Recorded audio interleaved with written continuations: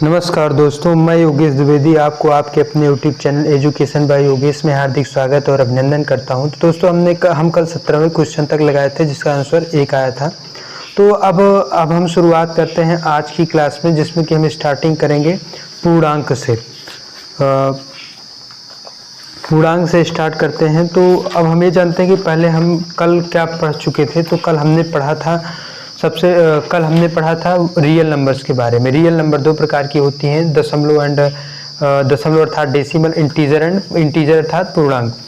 और जिसमें कि आज हम जानेंगे कि पूर्णांक के बारे में। इंटीजर्स अर्थात हम लिखते हैं पूर्णांक जिन्हें हम कहते हैं इंटीजर्स पूर्णांक पॉजिटिव भी हो सकते हैं, निगेटिव भी हो सकता है और जीरो भी होता है। पॉजिटिव यानी धनात्मक पूर्णांक, पॉजिटिव इंटीजर्स, और जीरो होता ही है, एंड निगेटिव इंटीजर्स। और इसको हम लिख सकते हैं हिंदी में धनात्मक पूर्णांक, ऋणात्मक पूर्णांक, जैसे कि हम कहते हैं धनात्मक पूर्णांक। सभी धनात्मक पूर्णांक, जैसे कि ये भी कहा जाता है, जो सभी धनात्मक पूर्ण अंकों को प्राकृतिक संख्या कहते हैं। और जो धनात्मक पूर्ण अंकें होती हैं वो 1, 2, 3 से लेके इन्फिनिटी तक, और जीरो भी एक पूर्णांक है और ये -इन्फिनिटी से लेके -2, -1 इस प्रकार होती हैं। और जीरो भी एक पूर्णांक माना जाता है। सभी धनात्मक पूर्णांक यानी जितने धनात्मक पूर्णांक हैं इन सबको यदि मिला दिया जाए तो हम उसे प्राकृतिक संख्याएं अर्थात नेचुरल नंबर भी कहते हैं। मैं लिख सकता हूं यहाँ पर सभी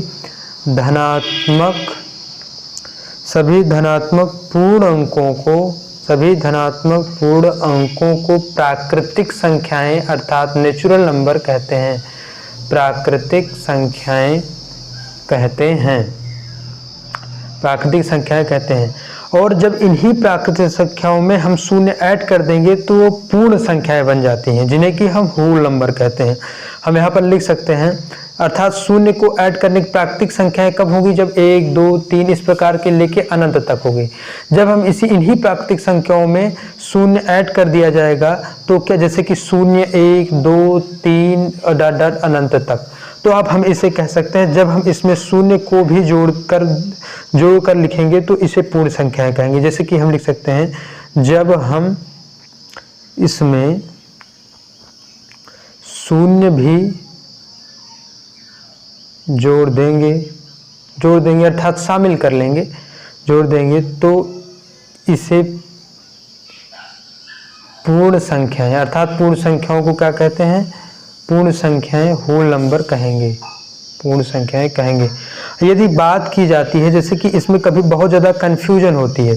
कन्फ्यूजन क्या होती है कि कभी कभी पूछ लेता है पहली 5 प्राकृतिक संख्याएं और पहली 5 पूर्ण संख्याओं में, इसमें कन्फ्यूजन हो जाती है। यदि आपसे कोई पूछता है कि पहली 5 प्राकृतिक संख्याएं यानी फर्स्ट 5 नेचुरल नंबर, तो हम लिखेंगे पहली 5 प्राकृतिक संख्याएं जब होंगी अर्थात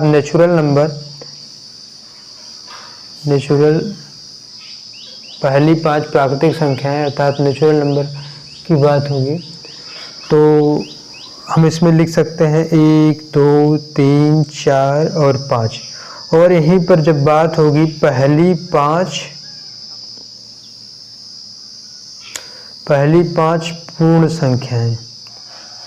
5 पूर्ण संख्याएं अर्थात होल नंबर। जब पहली 5 पूर्ण संख्याओं की बात होगी तो हम जीरो भी इसमें शामिल करेंगे और हम लिखेंगे 0, 1, 2, 3, 4। तो ये पहली 5 पूर्ण संख्याएं हो गई। अब नेचुरल नंबर को हम नेचुरल नंबर को हम 2 भागों में बांट सकते हैं, जैसे कि भाज्य संख्याएं और अभाज्य संख्याएं। और हम भाज्य को पहले पढ़ते हैं, इसके बाद फिर हम सम विषम को भी समझेंगे। जैसे कि हम लिखते हैं नेचुरल नंबर अर्थात प्राकृतिक संख्याएं।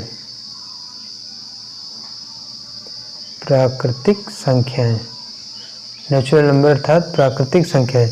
नेचुरल नंबर को हम 2 भागों में बांट सकते हैं। किस प्रकार?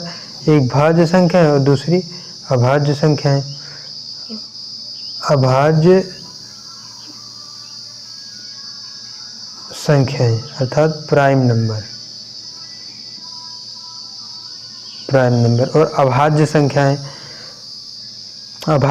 हो गए अर्थात अब भाज्य संख्याएं और भाज्य संख्याओं को हम कहते हैं कंपोजिट नंबर।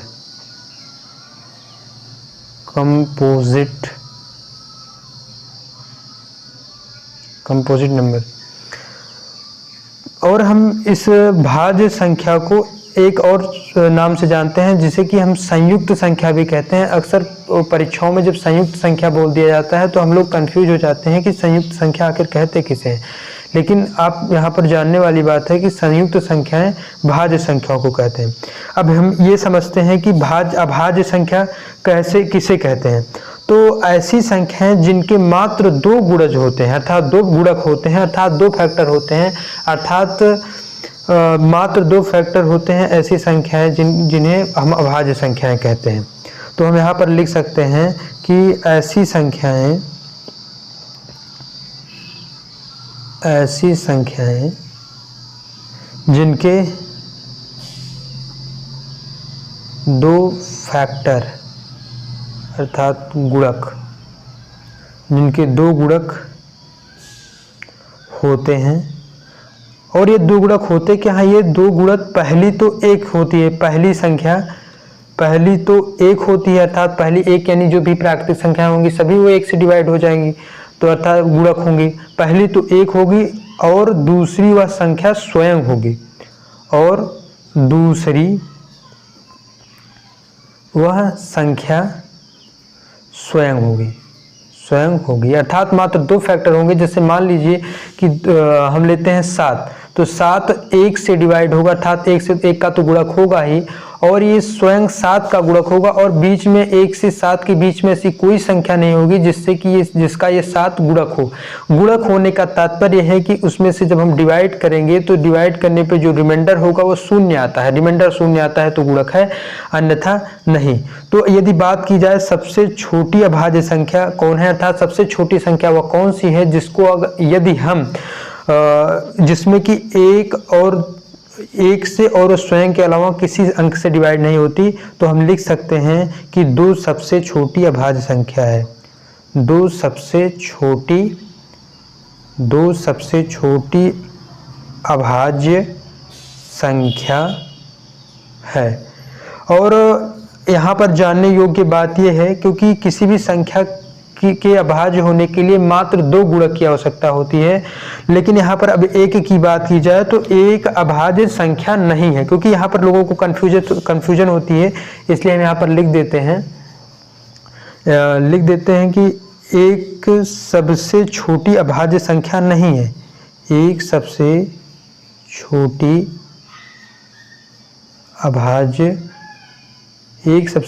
अभाज्य संख्या नहीं है क्योंकि इसके 2 फैक्टर नहीं है। क्योंकि एक स्वयं एक का तो फैक्टर हो जाएगा लेकिन ऐसी कोई दूसरी संख्या नहीं है जिसका 2 फैक्टर अर्थात गुणक हो जिससे कि डिवाइड किया जाए तो रिमाइंडर 0 आ जाए, 0 को छोड़कर। इसमें आप समझ लीजिए कि जो मैं चर्चा कर रहा हूँ इसमें से 0 को छोड़कर बात हो रही है। नेचुरल नंबर में 0 शामिल नहीं किया जाता। एक सबसे छोटी अभाज्य संख्या नहीं है क्योंकि इसके 2 फैक्टर अर्थात 2 गुणक नहीं है। लिख सकते हैं क्योंकि इसके 2 गुणक नहीं है, इसके 2 गुणक नहीं है। 2 अकेली। अब इसमें थोड़ा सा हम समझ लेते हैं कि सम और विषम संख्याएं कौन सी होती हैं। सम संख्याओं का तात्पर्य है ऐसी संख्याएं जो 2 से डिवाइड हो जाती हैं उन्हें सम संख्या कहते हैं और जो 2 से डिवाइड ना हो उन्हें विषम संख्याएं कहते हैं। जैसे कि अभी समझ लेते हैं, थोड़ा सा पीछे आके समझ लेंगे तो हम इसे यहाँ पर नहीं यहीं पर समझ लेते हैं। जैसे अगर बात किया जाए तो यहाँ पर लिख देते हैं 2 से विभाजित होने वाली संख्याएं सम संख्याएं होती हैं। और दूसरा 2 से जैसे कि सम संख्याओं का हम लिख देते हैं उदाहरण। सम संख्याएं होंगी 2, 4, 6, 8, इसी प्रकार लगातार चली जाएंगी। और दूसरा 2 से ना विभाजित होने वाली संख्याएं, ना विभाजित होने वाली संख्याएं विषम संख्याएं कहलाती हैं, विषम संख्याएं कहलाती हैं। जैसे कि 1, 3 उदाहरण के लिए देख लिया जाए तो 1, 3, 5, 7, 9 इसी प्रकार लगातार। और यहाँ पर सम को इंग्लिश में इवन कहते हैं, इवन नंबर, और विषम संख्या को ऑड नंबर कहते हैं।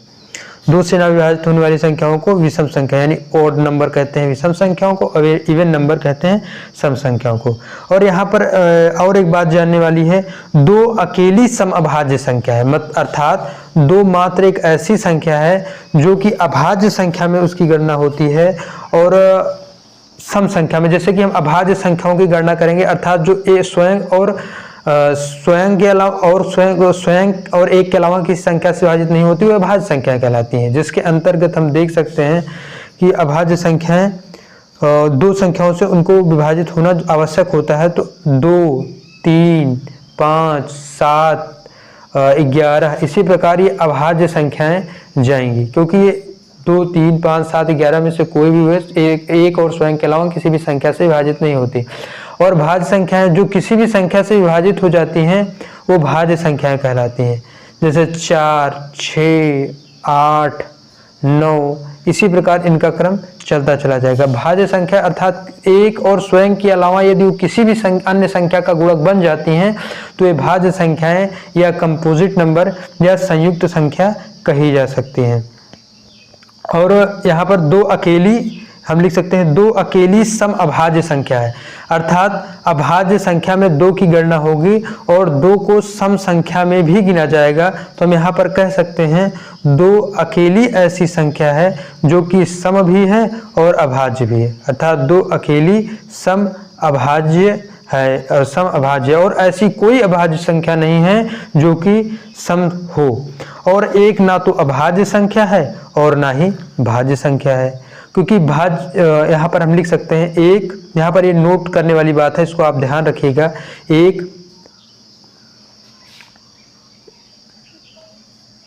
एक ना तो अभाज्य संख्या है और ना ही सम संख्या है।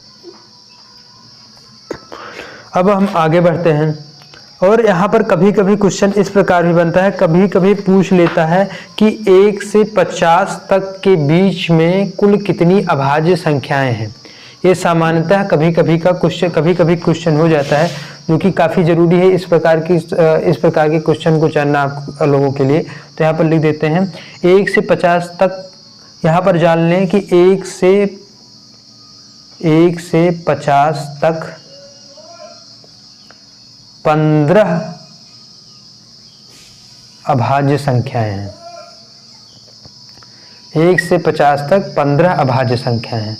और यहीं पर यदि बात की जाए कि 50 से 100 तक 10 अभाज्य संख्याएं हैं। 50 से 100 तक 10 अभाज्य संख्याएं हैं। और यहाँ पर यह भी जानने वाली बात है कि जब 1 से 50 तक 15 अभाज्य संख्याएं और 50 से 100 तक 10 अभाज्य संख्याएं हैं, तो 1 से 100 तक स्वाभाविक रूप से 25 अभाज्य संख्याएं होंगी। अभाज्य संख्याएं हैं। अब अभाज्य संख्या को पहचानेंगे कैसे, ये काफ़ी दिक्कत होती है जब कुछ बड़ी संख्याएं हो जाती हैं। तो अभाज्य संख्या को कैसे पहचाने? अभाज्य संख्या को पहचानने का एक तरीका है, जैसे कि ये क्वेश्चन है हमारा कि अभाज्य अर्थात प्राइम संख्या को अभाज्य संख्या को कैसे पहचाने। तो जैसे मान लीजिए कि 293 एक दे दिया गया तो अब हम यहाँ पर देखेंगे यह 293 जो है किस संख्या के वर्ग के समीप है। जिस संख्या के वर्ग के समीप हो, अर्थात जैसे हम देखेंगे कि 17 का वर्ग क्या है, 17 का वर्ग 289 है, 289, और यही यानी इस 17 का स्क्वायर 289 है। यहीं पर हम देखते हैं अब 18 का स्क्वायर क्या है। अगर हम 18 का स्क्वायर करेंगे तो 324, स्क्वायर का करने का मतलब कि उसी संख्या का उसी संख्या में गुणा कर दिया जाए। यहाँ पर यदि गुणा होगा तो 289 होगा, 18 का 18 में गुणा होगा तो 324 होगा। यहाँ पर हम देख लेते हैं 18 का किया तो जैसे ही एक ही संख्या ऐसी बनी 17 के जस्ट बाद वाली संख्या 18 हुई, जो कि इसके इस संख्या से ज्यादा है, इस 18 का वर्ग। तो अब 18 से छोटी जितनी भी अभाज्य संख्याएं होंगी हम उनसे 293 को डिवाइड करेंगे। यदि उनसे यह 293 डिवाइड नहीं होता तो आप समझ लीजिए, अर्थात तो समझ लीजिए कि ये अभाज्य संख्या है। मतलब इस प्रकार हम समझ सकते हैं कि ये इसके समीपतम ऐसी जो संख्या होगी जिसका वर्गमूल जो होगा, जैसे कि मान लीजिए कोई भी एक संख्या है जिसका वर्गमूल इस संख्या के बराबर हो या छोटा हो, उस संख्या से हम उस संख्या के नीचे की सभी अभाज्य संख्याओं से हम ट्राई करेंगे, देखेंगे किस किस से डिवाइड हो रहा है। अगर डिवाइड हो रहा होगा तो भाज्य होगा, यदि डिवाइड नहीं हो रहा होगा तो अभाज्य होगा। तो इस प्रकार हम समझ सकते हैं कि यह भाज्य होगा कि अभाज्य होगा। अब आगे बात आती है 18 से छोटी अभाज्य संख्याएं हैं कौन कौन सी।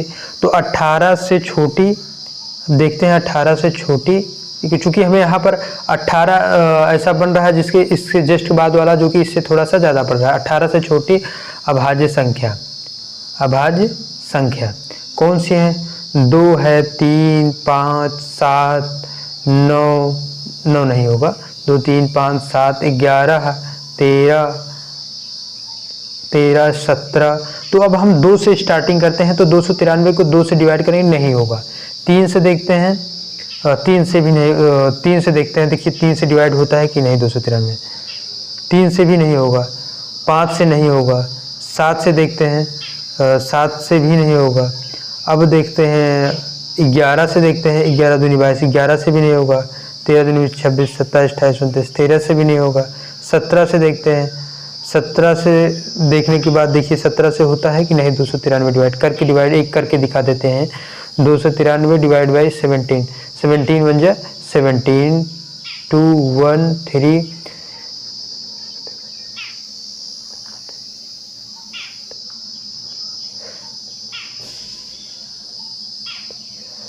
17, 17, 119। अब यहाँ पर देख सकते हैं आप, ये भी डिवाइड नहीं होगा, इसमें कुछ ना कुछ रिमाइंडर आ जाएगा। अर्थात ये एक अभाज्य संख्या होगी। 293 आपकी अभाज्य संख्या होगी, ये किसी भी संख्या से किसी भी विभाजित नहीं होगी। और यहाँ पर जैसे कि अब हम देखते हैं 181 ले लिया जाए, 181 देखो ऐसी इसकी निकटतम कौन सी संख्या है जिसके वर्गमूल के ये बराबर हो। जैसे हम देख लेते हैं 14 का हम इसको देखना है 181 का ये भाज्य है अभाज्य है। अर्थात जिस संख्या के वर्ग के समीप होगा या बराबर होगा या उससे जस्ट छोटा होगा, उसी संख्या या उसकी नीचे सभी संख्याओं जो कि अभाज्य हो हम चेक करेंगे। अगर उनमें से किसी भी से भी 181 डिवाइड होगा तो हम समझ लेंगे कि यह भाज्य है। यदि किसी से डिवाइड नहीं होता तो हम समझ लेंगे कि यह अभाज्य है। तो हम क्या करते हैं कि 181 का पहले 14 का वर्ग देखते हैं। 14 का वर्ग क्या होता है? 196। और 15 का वर्ग क्या होता है? 15 का वर्ग 225 होता है। तो 225 15 ज़्यादा हो गया, तो अब हम 181 को 181 अर्थात 14 से सभी छोटी 15 से छोटी अभाज्य संख्याएं कौन कौन सी होंगी? 2, 3, 5, 7, 11, 13। तो हम 2 से लेके 13 तक की सभी संख्याओं से डिवाइड करने का प्रयास करेंगे। देखेंगे 2 से डिवाइड नहीं होगा, 3 से भी नहीं होगा, 5 से नहीं होगा, 7 से भी नहीं होगा, 11 से नहीं होगा, 13 से देखते हैं, 13 से डिवाइड करके देख लेते हैं। 13, 13 बन जाए 13, 5, 1, 13 से भी नहीं होगा। अर्थात 181 क्या है? 181 एक अभाज्य संख्या है, अभाज्य संख्या। और यहाँ पर एक ध्यान देने वाली बात है कि जब हम कभी भी किसी प्राइम नंबर में 2, 3 से बड़े किसी भी प्राइम नंबर में 6 से भाग करेंगे तो शेषफल सदैव 1 या 5 बचेगा। तो हम यहाँ पर लिख सकते हैं जब कभी भी किसी अभाज्य संख्या अर्थात प्राइम नंबर यहाँ पर ब्रैकेट में लिख सकते हैं हम 2, 3 को छोड़कर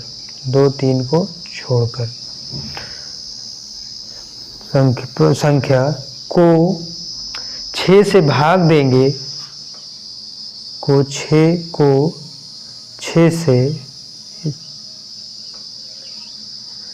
देंगे तो शेषफल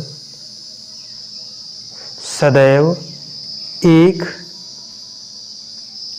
या 5 ही बचता है। शेषफल 1 या 5 ही बचता है। जैसे कि हम कोई भी अभाज्य संख्या लेकर देख लेते हैं। जैसे कि मान लीजिए हमने 29 लिया, 29 को 6 से डिवाइड करेंगे तो 6 4 जा 24, 6 चौक 24। अब यहाँ पर देखते हैं माइनस होगा तो 5 आएगा, अर्थात इसमें शेषफल कितना आया, अर्थात रिमाइंडर, शेषफल को रिमाइंडर कहते हैं इंग्लिश में। तो यहाँ पर शेषफल कितना होगा आपका 5 आ गया। अब यहीं पर यदि हम 31 को डिवाइड करेंगे 6 से तो 6 पंचे 30, आपका शेषफल 1 आया। यहीं पर 17 को 6 से डिवाइड करेंगे तो 6 दूनी 12, यहाँ पर आपका शेषफल 5 आया। यानी हम किसी भी अभाज्य संख्या को लेके यदि उसको 6 से डिवाइड करेंगे तो आपका शेषफल 5 ही आएगा। तो अब हम आगे चलते हैं, अब हम करते हैं एक्सरसाइज। अब एक संख्या यहाँ पर है, जैसे कि है 3 सही 1/7 धन 4 सही 3/7 धन 7/6 को पूर्णांक में बनाने के लिए इसमें कितना घटाना होगा। अभी ये भिन्नात्मक रूप में है। अब पूर्णांक में बदलने के लिए इसका जो भिन्न रूप होगा, हम यदि उसी को घटा देंगे तो ये पूर्णांक में बदल जाएगा। जो इसका पूर्णांक रूप होगा भिन्नात्मक रूप में, जो तो इसमें से हम घटा देंगे तो ही आपका पूर्णांक रूप में बन जाएगा। तो अब हम देखते हैं कि जो 3 सही 1/7, हम इसको देखते हैं 3 सही 1/7 धन 4 सही 3/7 धन 7/6, ये इस प्रकार है। हम इसको ब्रैकेट से बाहर करेंगे तो 3/7 को हम लिख सकते हैं 3 धन 1/7, 4 सही 1/7 को हम लिख सकते हैं 4 धन 3/7 और 7/6 को 7/6 ही रहने देते हैं। तो यहाँ पर जो संख्याएं पूर्ण हैं उनको हम ऐड कर लेंगे तो 4 3 7 धन, ये इनका हर समान है, उनके अंशों को हम जोड़ लेंगे 3 1 4/7 और अंश को न्यूमरेटर और हर को डिनोमिनेटर कहते हैं। तो अब 4/7 धन 7/6 हम यहाँ पर किस प्रकार करेंगे, 7 धन 42 और 7 7 49 6 चौक 24। अब हम अगला कैसे लिखेंगे 7 धन, अब इनको जोड़ोगे तो 9 4 13 4 2 6 7/42। अब ऊपर वाली संख्या बड़ी है तो हम इसको डिवाइड कर सकते हैं, तो हम किसे करेंगे 73 डिवाइड बाई 42, तो 1 जाएगा। तो यहाँ पर हम देख सकते हैं कितना आया। हम इसको लिख सकते हैं, जैसे कि हम किसी संख्या को डिवाइड करते हैं तो जो भागफल आता है उसको बीच में 7 धन, जो भागफल आता है उसको बीच में, जो शेषफल आता है उसको ऊपर, और जो जिससे भाग दिया जाता है उसको हम नीचे लिख सकते हैं। इस प्रकार कर सकते हैं। जब इस प्रकार कर देंगे तो हम इसको लिख सकते हैं 7 धन 1 धन 31/42। अब नीचे वाली संख्याओं को जो पूर्ण संख्या है उनको हम जोड़ लेंगे, 7 1 8 धन 31/42, अर्थात भिन्नात्मक रूप में यही 31/42 है।